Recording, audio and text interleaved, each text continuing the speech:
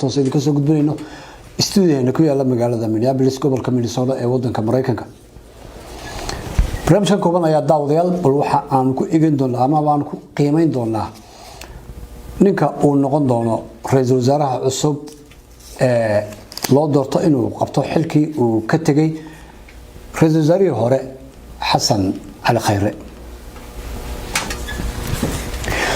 weli daawadayaal sida aad wararka kula socotaan waxaa socda shirar hoose iyo dadaal uu madaxweyne Maxamed Cabdilaahi Farmaajo uu jiro sidii markaas u soo xulan lahaa ra'iisul wasaaraha cusub ee hanta jagadii laga qaaday ra'iisul wasaarihii hore Xasan Cali Khayre. rag badan ayaa durbaax u soo diyaar garoobay inay xilkaasi qabtaan kuwaasi oo iyaguna codsigooda markaasi u soo bandhigay kuna rajo weyn waliba in nin waliba uu isagu yahay ra'iisul wasaaraha cusub ee qaban doona xilkii Xasan Cali Khayre. madaxweyne Maxamed Cabdilaahi Farmaajo ayaa isaguna waxa uu mashquul ku yahay sidii uu hanan lahaa ama uu soo xulan lahaa nin ku haboon inuu xilkaasi qabto muddada ka dhiman dowladda federaalka ah ee Soomaaliya xilligeedii. isla markaasina uu dhaqso u diyaarin lahaa amaba ninkii dhaqso u diyaarin kari lahaa doorashada xalaasha ah ee qofkii cod in ay Soomaaliya ka dhacdo. arrimaha la yaab kale ee ku saabsan xulashada ra'iisul wasaaraha cusub ayaa daawadayaal waxaa kamid ah in rag ka tirsan qaar kamid ah mucaaradka Soomaaliya waliba aad u dhaliili jiray siyaasadda madaxweyne Farmaajo inay haatan u taagan yihiin oo ay diyaar u yihiin in ay wada hadallo hoos la yeeshaan madaxweyne Maxamed Cabdilaahi Farmaajo kuna qanciyaan in nin waliba geestiisa uu soo noqon karo ninka ku haboon ee qaban karaya ama hanan karaya xilka ra'iisul wasaarenimo ee Soomaaliya. magaalada Muqdisho ayaa aad looga hadlayaa hadalhaynta ugu badan ay tahay in arinta ra'iisul wasaaraha cusub iyo ninka uu noqon doona sida ay arrimahaasi u dhici doonaan. baraha bulshada ee Soomaalida ayaa iyana waxa la isla dhex maraya magacyo dad jagadaasi raadinaya iyo qofka markaasi lagu doorsi karo ama saadaal ahaan u dhadhow inuu noqdo isagu ra'iisul wasaare. sidoo doontaba ha noqotay balan eegno ragga isha lagu hayo ee laga yaabo in ra'iisul wasaare uu ka dhigo Maxamed Cabdilaahi Farmaajo.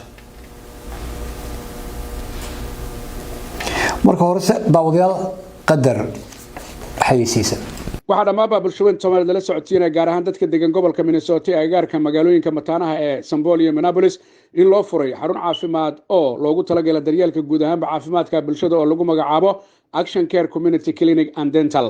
waxaa laga furay halka lagu magacaabo Bloomington oo aan ka fogeyn guud ahaan magaalooyinka mataanaha ee gobolka Minnesota ee St. Paul iyo Minneapolis. waxaa halkaasi ku diyaaray dhaqaatiirtii Soomaaliya ajnabiga isugu jirtay ku takhasustay cudurrada kala duwan iyadoo loogu talagalay guud ahaan daryeelka caafimaadka bulshada iyo qofku da' kasta oo yahaba haday tahay caafimaadka korka iyo waliba dhinaca dhoolla cadaynta iyo waliba hagaajinta ilkaha qof kasta da' kasta oo yahaba. waxaa loogu talagalay dadka kaararka haysta iyo kuwaan haysanba in halkaasi laga daweyn karo iyadoo xaruntaasi ay tahay xarun u khidmeyn doonta bini'aadamka iyo guud ahaan bulshada oo loogu talagalay dhaqaatiirta inay mar walba qofka eegaan xaaladiisa.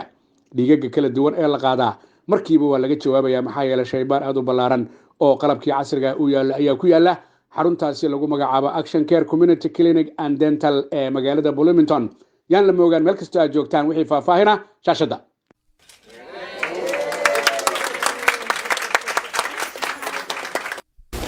waayahay bal daawadayaal aan idin carabaabo ama aan idin magacaabo raggaasi aan sheegnay in ay u dhadhow yihiin in ay jagadaasi ra'iisul wasaarenimada qabtaan. aan ku bilaabo Dr. Maxamed Cali Nuur oo ka tirsan wasaaradda arrimaha dibadda ee Soomaaliya horena uga soo shaqeeyay urur goboleedka lagu magacaabo IGAD. waxa kale oo isna farta lagu fiiqaya oo la hadalaya Cabdikariim Xuseen Guuleed oo ahaa madaxweynihii hore ee Galmudug. sidoo kale waxa isagana carabka lagu hayaa Nuur Diiriye Xirsi oo lagu naaniso injineer Fuursade waana agaasimaha madaxtooyada Soomaaliya waxaana uu saaxiib dhow leeyahay madaxweyne Maxamed Cabdilaahi Farmaajo. ninka kale isagana aad loo hadalhayo dadka qaarkood ay markaasi farta ku fiiqayaan oo ay leeyihiin waa ra'iisul wasaaraha cusub ee xilligan ayaa waxa lagu magacaabaa injineer Cabdilaahi Cali Xasan waana wasiirka ganacsiga iyo warshadaha Soomaaliya. madaxweyne farmaajo ayaa haddaba isagu waxa uu xilligan uu gacanta ku haya kuna mashquulsan yahay xulashada ninka ugu fiican ee ku habboon in uu ra'iisul wasaare noqdo xilligan kala guurka ee haatan ay gashay dowladda federaalka ee Soomaaliya. ra'iisul wasaarihii hore Xasan Cali Khayre ayaa daawadayaal soo qabtay dadaal iyo shaqo fiican, waxaana xusid mudan in dib loo jaleeco kartidii, aftahanimadii iyo dulqaadkii faraha badnaa ee uu sameeyay muddadii uu xilka hayay. Xasan Cali Khayre muddadii uu xilka hayay waxa iyana aan la ilaawi kareynin sidii wanaagu ku jiray iyo mowqifkiisii iyo waliba go'aankii wanaagsanaa ee uu qaatay markii xilka laga qaaday. ra'iisul wasaare Xasan Cali Khayre waxa uu ahaa ra'iisul wasaarihii ugu muddada dheeraa ee jagadaasi ama xilkaasi ra'iisul wasaarenimo soo qabta. waxa uu ahaa ra'iisul wasaarihii u horeeyay ee ay madaxweynahiisa isqabtaan oo markaasi mooshinka baarlamaanka laga keenay aanu noqon mid laba dhinac loo kala jabo oo dhaliya xiisad aad loo hadal hayo. dawladda haddaynu dib u jaleecno ra'iisul wasaareyaashii ay hore isu soo khilaafeen madaxweynayaashoodii ayaa waxaan ka soo bilaabi doonaa madaxweyne Cabdiqaasim Salaad Xasan oo sanadkii 2000 lagu doortay ama dowladda lagu dhisay magaalada Djibouti. Cabdiqaasim Salaad Xasan waxa uu ra'iisul wasaare u doortay markii ugu horeysay Cali Khaliif Galay. markii ay iskhilaafeen ayaa haddana waxa uu doortay Ilaahay Jannada Raxmahaasi Xasan Abshir oo dhawaan isagu geeriyooday. haddana waxaa ka sii dambeeyay oo jagadaasi qabtay Maxamed Yuusuf. dowladdii ku xigtay ee Cabdilaahi Yuusuf oo hogaaminayay ayaa waxa iyana lagu soo dhisay Eldoret oo ah wadanka Kenya. Cabdilaahi Yuusuf waxa uu markaasi ra'iisul wasaare u doortay Nuur Cadde, dabeetana markii ay iskhilaafeen waxa haddana uu doortay Cali Maxamed Geedi. labadaasi ra'iisul wasaare ayuu isaguna ay isa soo mareen. ilaahay ha u naxariisto isagana waa Cabdilaahi Yuusuf iyo waliba Nuur Cadde oo isaguna dhawaan geeriyooday. dowladdii ku xigtay ayaa Djibouti lagu soo dhisay. Sheekh Shariif ayaa madaxweyne ka noqday waxaana uu doortay madaxweyne ama ra'iisul wasaare uu ka dhigtay Maxamed Cabdilaahi Farmaajo oo haatan ah madaxweynaha dowladda federaalka ee Soomaaliya. markii ay iskhilaafeen haddana waxa yimid booskii oo uu doortay Cabdiweli Maxamed Cali Gaas.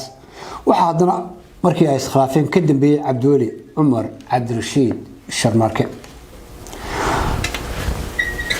dowladdaasi Djibouti lagu soo dhisay ayaa waxa ka dambeysay dowladdii Xasan Sheikh oo madaxweynaha u ahaa oo iyadoo ahayd mid magaalada Muqdisho lagu sameeyay amaba lagu doortay, waana madaxweynihii u horeeyay ee isagu aan ka bixin wadanka Soomaaliya tan iyo intii dagaalada sokeeye ay ka dhacayeen gaar ahaan magaalada Muqdisho.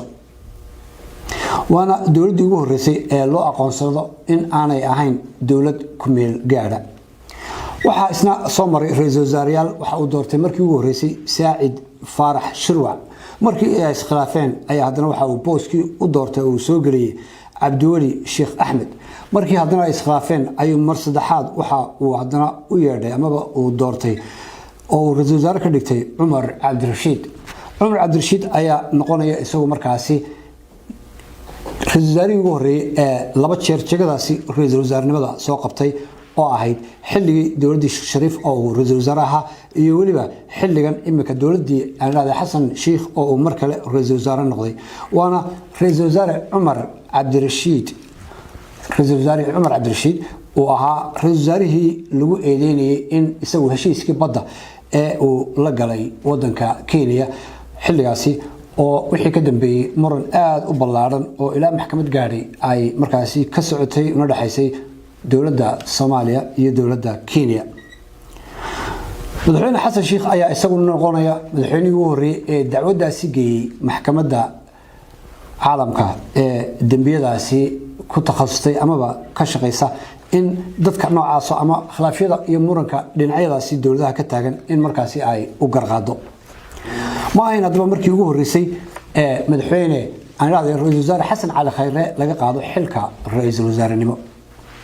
waxaa jira dad badan oo aan xilkasnimo iyo wadaniyad midna aanay ka muuqan, kuwaas oo baraha bulshada ka muujiyay muddadii khilaafkan uu jiray iyo isbeddelkan siyaasadeed in ay shaki geliyaan masiirka ummadda Soomaaliyeed oo isbeddelka iyo marxaladda haatan lagu jiro ee Soomaaliya u qaatay in dagaal iyo burbur Soomaaliya gashay iyagoo markaasi qabiil ku saleynaya masiirka ummaddu waa uu ka duwan yahay kana qaalisan yahay qof xil laga qaado in lagu maseeyo ama lagu matalo kan tagay iyo kan imanaya labaduba waxa ay xilka u hayaan ummadda iyo shacabka Soomaaliyeed iyadoo xilkan uu yahay mid meerta ah oo aanu ahayn mid qofku uu leeyahay ama qabiil ay leeyihiin waxa iyana aan u soo jeedinayna kuwa baraha bulshada ku caadaystay in ay aflagaadeeyaan ra'iisul wasaarihii hore Xasan Cali Khayre amaba madaxweynaha haatan dowladda federaalka Soomaaliya Maxamed Cabdilaahi Farmaajo iyagoo markaasi u kala raacaya qabiil amaba qabiilad muujinaya inaanay waxba u dhimi karin sharafta raggaasi sumcadda u soo ku leh wadankooda taariikhduna ay xusi doonto Xasan Cali Khayre inuu ahaa nin soo shaqeeyay oo dhaxal uga tagay mustaqbalka ummadda Soomaaliyeed waxaan ummadda Soomaaliyeed daawadayaal aan u rajaynaynaa inay helaan ra'iisul wasaare daacada oo danta ummadda Soomaaliyeed ka hormariya dantiisa gaarka ah tan iyo kulankeena daba daawadayaal barnaamijkan oo kala inta aynu dib ugu kulmi doono وأنا على حرارة دمانتي ميديكا تيجي سيدا إيو نبت قليو وحانو إذين بلان قادي دونا إنان إذن لسو سعسينو هادبا ميشو حالكو ومريو كارهان أرنتا سيكو سابسان إن الصدورتو أو مدحينو وكينو رئيس الوزراء عصب أو حلكا سيهايا إنتا وهاردي أما مددا وهاردي دولدا فدرالكا الصومالية دمانتي بس سيدا إيو نبت قليو